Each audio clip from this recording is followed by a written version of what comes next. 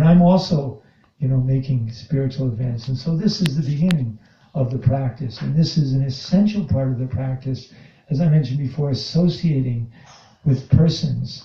Just like businessmen who want to be successful in business, they have business gurus. They associate with people who are in their line of business, and very quickly they learn it, and they can, be successful. So by this association also, the spiritual inclination rubs off on each other, and we can. It's palpable. You can feel it. And then when you go back, depending on your particular interest, and with sincerity, then you can take up the practice if it suits you, and begin by just chanting, just like we chant on these beads. And we chant generally. Initiated devotees chant 16 rounds, but you can start with just one round. On every bead we chant Hare Krishna, Krishna Krishna, Hare Hare, Hare Ram, Ram Ram, Hare Hare. Then we go around 108 beads one time, that's one round. If you only do one round a day, that's fine. And you may have in the beginning really not even understand so much what you're doing. A lot of things we even speak about here, it may not really make sense in the beginning. You may not agree with, but as time goes on, just like I remember the first time I came in the temple, I wouldn't even chant. I just came in. I had like long hair, and I was, I was convinced. I was gradually convinced. I was asking different questions of the devotees. But I used to come into the temple with a friend of mine, and we'd sit in the lobby of the San Francisco temple, and all the devotees would chant around there. We'd just sit, and just for like a couple hours, we'd sit there and listen to the devotees chanting. And it was so incredibly purifying. What to speak of you actually chant yourself. It's really powerful. You're associating directly with God through His name, and all the potency of God is there. And although our senses, our blunt senses have to be purified. I mean, we can't, God is pure spirit. Although He's ultimately a person, He's not a person like us. And that's why a lot of times it's so difficult.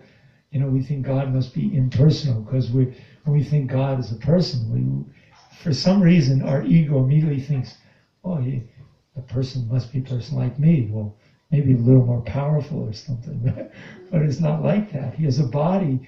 The elements of His body are made up of eternality, bliss, and knowledge.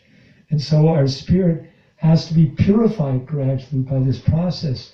And then we start, realizing God. We start hearing Him in His name. We start experiencing these, deep emotions. We start feeling practically immediately release and relief from these material miseries. Anyway, so that is kind of where to begin. Prabhu, I like the fact that very early in your class you mentioned the difference between ascending and descending knowledge, which is actually a very critical point. Even in the material world and material affairs, those who are successful often will listen to those who have been there, whatever the topic is. And as an example, I flew light planes for a while. And if you're going to be a student pilot, you don't experiment about what you're going to do. You listen to someone who's done it. Otherwise, you're not going to do it for long. It'll be a short flight. So this actually pertains to any subject matter that you're really seriously interested in, is to find out, who has walked this path before, and what can they share to make that path easier or faster or stronger or better. Very nice. Like that. And yes, sir. I came in late, so I might have missed it, but what you said I really liked on the positive side. But I really came here, and I appreciate that information, but I really came here based on what was advertised, and that was I want to know how my soul is being poisoned. You may have covered that, but that's the negative side. I have some problems in my life. I think, spiritually, I'd say I come from a different tradition. I was a Roman Catholic priest